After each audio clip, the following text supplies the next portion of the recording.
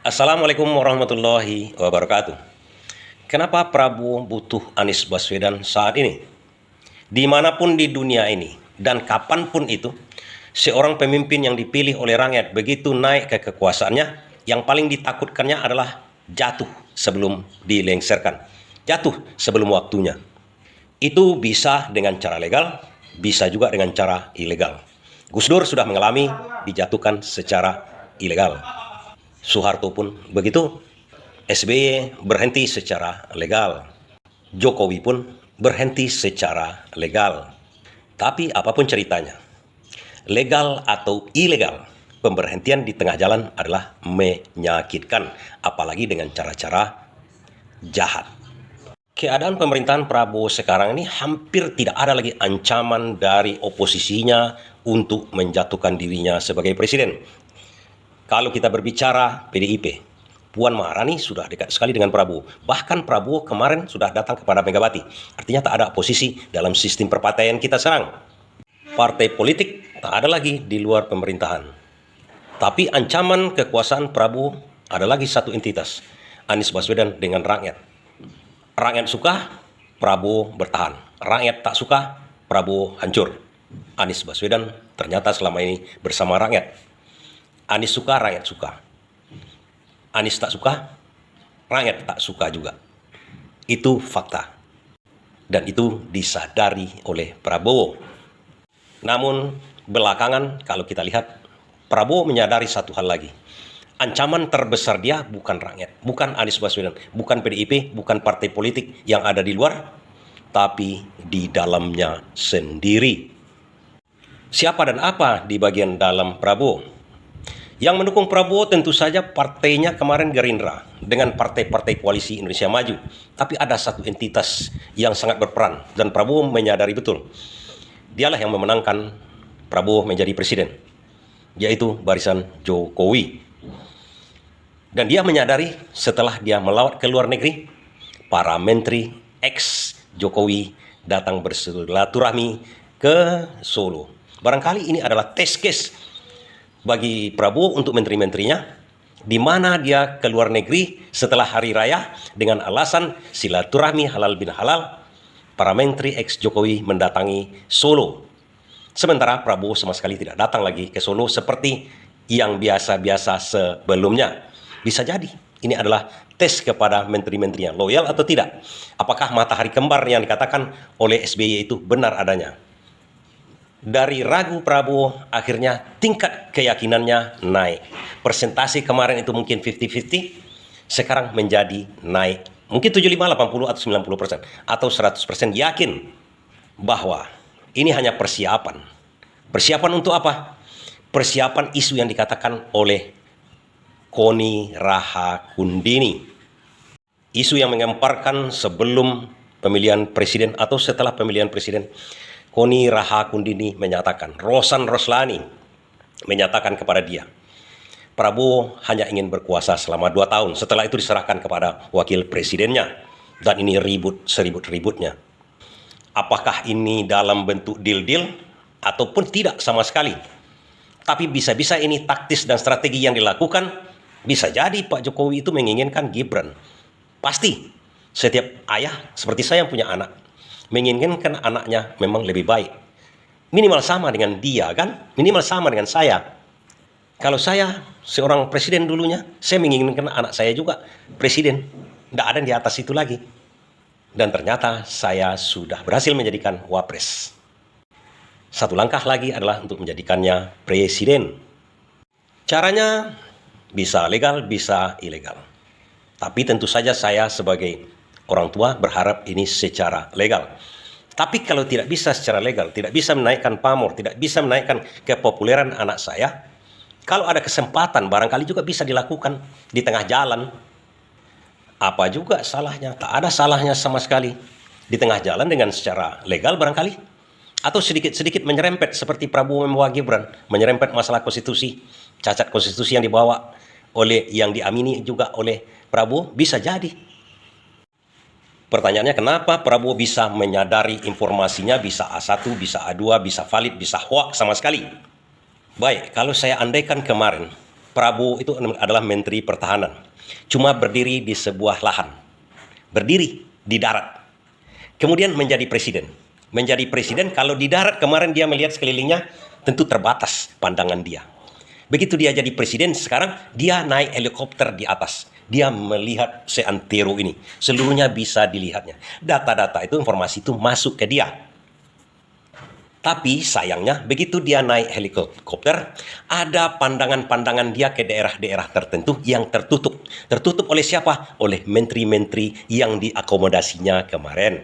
Artinya, baik di badan pemerintahan, badan intelijen, segala macamnya itu, kan menteri-menteri besutan, kepala badan besutan dari Jokowi. Tidak seluruhnya informasi itu masuk ke dia. Disaring. Tapi Prabowo adalah seorang pangkostrat, seorang intelijen juga, menguasai intelijen. Kita lihat, selama ini Presiden dikawal oleh 3 angkatan 1 kepolisian, berpangkat kombes, kolonel, seluruhnya. Tapi sekarang kemana mereka? Artinya Prabowo menyadari ada ketidakpercayaan dia kepada institusi-institusi tertentu. Dan dia sudah waspadai itu sebenarnya. Dan kalau saya, andaikan diri saya sebagai Prabowo, tentu saja yang saya akomodasi, walaupun saya menghormati orang yang mendukung saya kemarin, tetap dalam batas kecurigaan tertentu. Bisa-bisa dia mau melengsarkan saya, karena ada isu-isunya kemarin itu. Bisa jadi, dan saya tidak mau dilengsarkan dengan cara begitu. Dan saya akan pasang intelijen yang lain. Kalau kita tahu, Hitler dulu memasang SS namanya. Dan di Israel ada Mossad namanya. Dan Prabowo saya yakin, begitu dia naik jadi presiden, dan jangan kita lupa, dia pangkostrat dulunya. Erat kaitannya dengan intelijen yang di bawah tanah. Otto Bin, Badan Intelijen Kepolisian, Badan Intelijen TNI Angkatan Darat, segala dan Laut, itu kan di permukaan yang nampak. Tapi ada yang lebih gelap lagi daripada itu.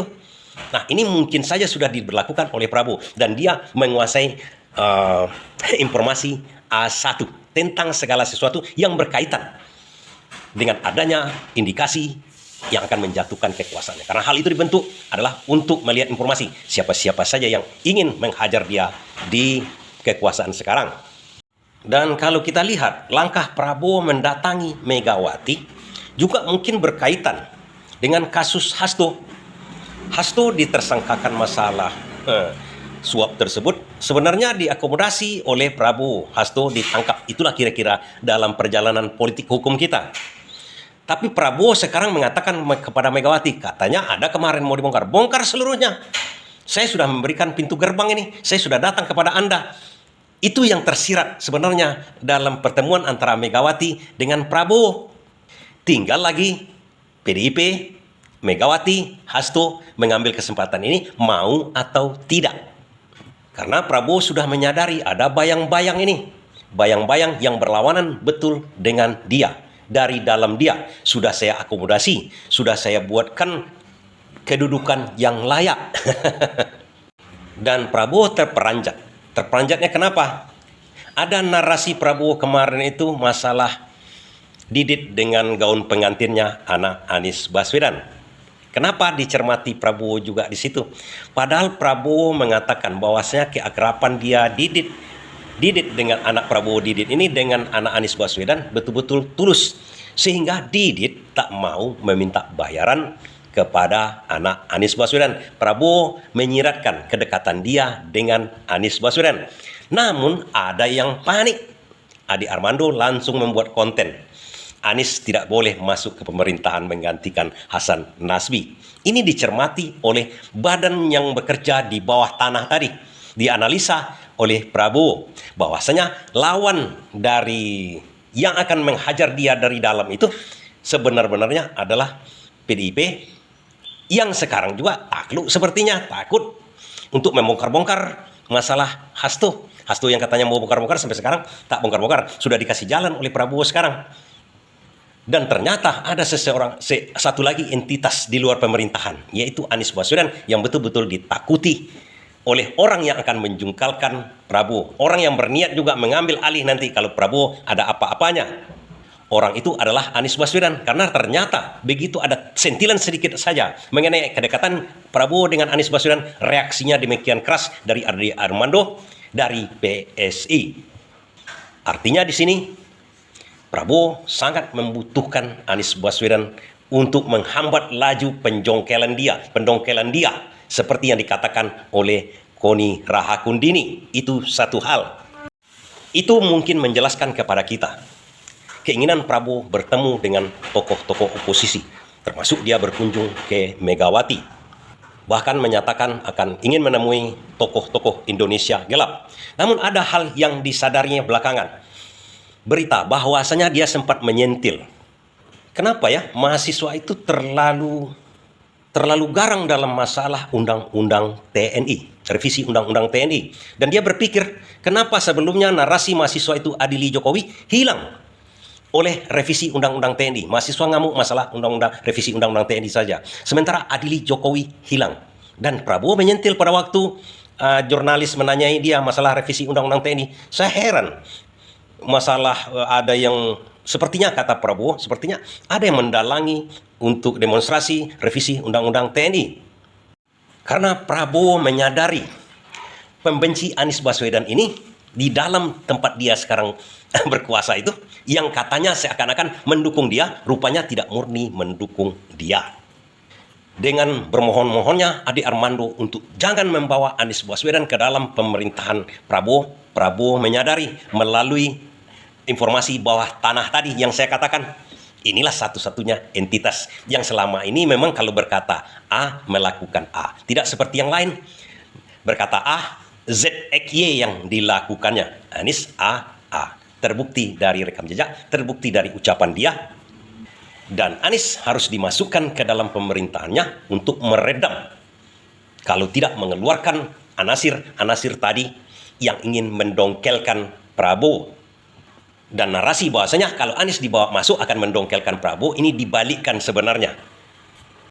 Karena kalau Anies Baswedan dibawa oleh Prabowo justru menambah kuat kepemimpinan Prabowo.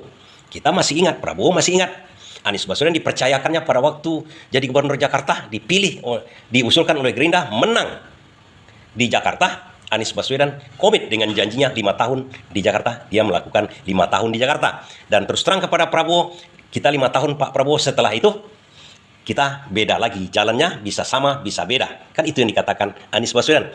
Jadi kesimpulannya, butuhnya Prabowo sekarang dengan Anies Baswedan adalah untuk mempertahankan kekuasaannya, bukan untuk menjatuhkan dirinya yang sudah sempat dideteksinya ada anasir-anasir tersebut yang menguat belakangan ini. Terima kasih.